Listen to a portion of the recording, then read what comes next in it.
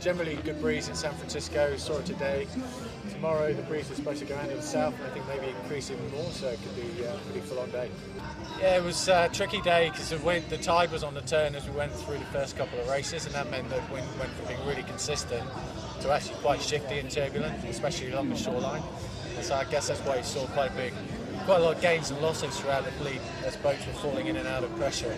So for us, yeah, we did a reasonable job handling that, but for sure could have been better. And we're looking forward to tomorrow and trying to finish on a solid note. Today was actually quite a long one because we damaged the boat with the capsize a few days ago, and so we were up quite late. We didn't get to race in the practice racing, and we really wanted to shake in the boat, so we were on the water quite early this morning for a little 30-minute shake in sail, and the boat's working well, and we're really relieved for that. The tech team and the shore crew just have worked non-stop on getting us back out on the water, so we're pretty grateful. Now's just the perfect time and opportunity. There's so many pathways opening up for female sailors, and just to dig in, say yes to every opportunity and reach for the stars, because it's definitely possible. Yeah, we're pretty confident with our boat speed and manoeuvres around the track, and we had that dialed in really well. Obviously the capsize was a bit of an upset later in the week, but with our shake-in sail in the morning, everything was going well, and apart from just having a little bit of difficulty with a few shifts, we're pretty happy with our consistency today. I think there's a possibility of having some really different conditions tomorrow, so we've definitely got our eyes on that, and it could be a complete shake-up for everyone, because we've had such consistent conditions throughout the whole week of training. So we're looking forward to it. We've got a lot of confidence in our speed and our manoeuvres, and we'll just be looking to build momentum throughout the day and really dig in for that final race. Yeah, no, Jimmy and I, we're good friends. Obviously you can play up a rivalry all the time, but I've got a lot of respect for Jimmy, and I'm not going to say anything bad about him, but I love competing against him. I know how good he is, and so I know if we can beat him as a team, we're a pretty top team. But I love competing against Jimmy. He adds a bit of flair to the sailing scene, and he's got some good quotes, and he's a lot of fun to sail against. Against Jimmy, I think he's definitely a leader from the front. If he gets a good start, he's hard to beat. I don't think he's as strong as, say, Nathan if he's behind you. Nathan's got a bit more sort of, I guess, flair, and he's sort of a bit more unpredictable. I think Jimmy's a bit not as strong when he's behind, but when he's in front, he's very hard to overtake. So, Tommy, you've obviously done a lot of sailing in San Francisco. Have you seen it blow from that direction before? No, I think I lived here for 2 years, and I don't think we ever sailed in a southerly direction. So I don't have any knowledge of a southerly wind here. I'm not sure if the other teams do, but for us, we're just going to have to adapt, and whatever's thrown at us, be ready for it. In a way, then, that's kind of the best conditions you could hope for a final? Yeah, I mean, I think throw the form guide out of the window. Between us three for the final, it's just can be who's going to read the conditions well and who performs under pressure. Yeah, I'm going to let you go. Good luck tomorrow. Thank you. Cheers. Oh, hello. Don't run away. Yeah. So the goal's always been to grow Japanese sailors into the team. And so for next season, we'll be racing with 3 Japanese sailors on board at all times, and then it'll continue to 4 in season 4. So it's a real balance, we want to win because we're competitors, but we need to do some talent ID, and we need to introduce them to SailGP. So, we're here and we've got 2 female sailors with us from Olympic classes, giving them as much time and experience as we can on the boat. We've got Tim and Leo and Yuki who were with us all through season 1, and we did racing today with all 3 of the Japanese sailors on board. So that's trending really well for season 3. The next step is to bring in more Japanese sailors, which we've been doing throughout the season to give them experience in the team, but we'll need our reserve sailors next year to be Japanese. So Fuku, who's based in Japan, he's there all the time. He's the CEO of the team. He's running foiling camps with the youth sailors, the female sailors, and basically presenting me and saying, hey Nathan, I think this person would be a good addition to the team in the future. Right now we're looking for 90, 95 kilo grinders to come in and join us next year, but after that we'll be looking for a wing trimmer or a flight controller to come in as we bring Leo further back in the boat.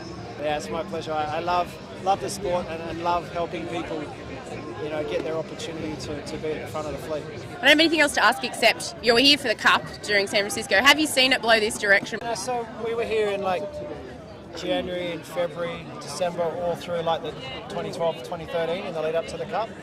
And our base was down at Alameda. And so when it blows from the south or the north for that matter, South Bay, it's fantastic because it's angled correctly. Yeah. So we would never bother coming up here to race in a southerly because it was kind of unraceable. Yeah. So I have no idea what's going to happen tomorrow. But surely it's just going to like bend and come under the bridge and We'll be fine. Today. I'm praying for sun. I'm making the sun happen. We knew that we could do it, something like this, and in the back of our minds, no one was saying it, but we all knew that we could do something good, and yeah, I think we changed exactly what we wanted to change from yesterday practice races into racing, and yeah, we saw put two podium finishes in our debut is just amazing. You know, I'm extremely thankful to the team for their support to putting me into the driving because to be honest, I didn't want to jump here. Yeah. But yeah, I just trust the team as the same as I do in the boat. And yeah, it has been really good. You don't even have to go on the water tomorrow because you're already a hero after your bronze medal, and now this today, the Spanish people will be jumping around. Well, yeah, to be honest, it's all on Flo, Diego, Joan with the tactics. Have done Matthew, Joel. They have been doing an amazing job. To be honest, I'm just focusing on listening on them, and yeah, imagine to be honest how good they are. How exciting! To put two podium finishes with a new driver, no? It means how good they are, and I'm super happy for them. Amazing. So today you're out there. It's your first time actually racing and helming the F50, but you've watched it a lot. I know that last season you were training for the Olympics, and I know you're watching.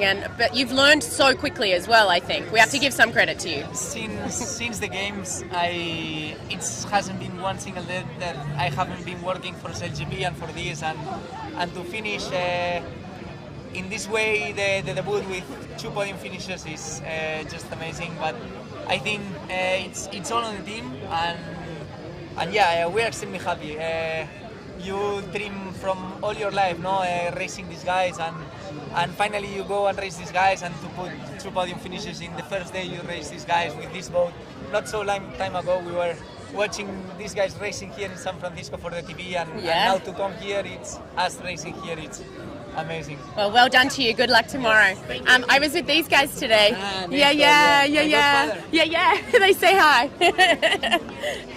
Strategy for tomorrow will be get in the lead, stay in the lead, cross the finish line in the lead. Oh, today was actually really difficult for us. We had a difficult time on the water, no doubt. Struggled to get off the line well, and definitely weren't able to execute a few of the manoeuvres we wanted to. But that's, in a lot of ways, our main goal was really to sort of protect the asset. We need to keep the boat in one piece before the final. If either one of those three teams damage the boat tomorrow before the final race, then fourth place takes our spot. So, yeah, we need to remember the big picture. I think really we want to look at the starts for sure. We're struggling to get off in a clean lane. And a couple of manoeuvres we weren't able to pull off, and really probably studying the race course a bit. It was a really tricky race course out there. And so for tomorrow, if you can't be in first place, who's the more dangerous skipper to have in front of you? Well, look, I think both of them are threats. Honestly, either one of the three teams can win races. We've seen that, and it'll just come down to which team can put it all together. How are you going to spend the $1 million? Oh, I'm not going to worry about that just yet. So, Jimmy, pretty much nobody's raced here in a southerly because it's not a good racetrack in a southerly. Is that a good thing or a bad thing for the final when it's winner takes all? Yeah, I don't think it matters. I think, look, even today it was typical San Fran conditions, but it was actually a really tough racetrack. There's some big, real huge lulls in the breeze, which is kind of rare.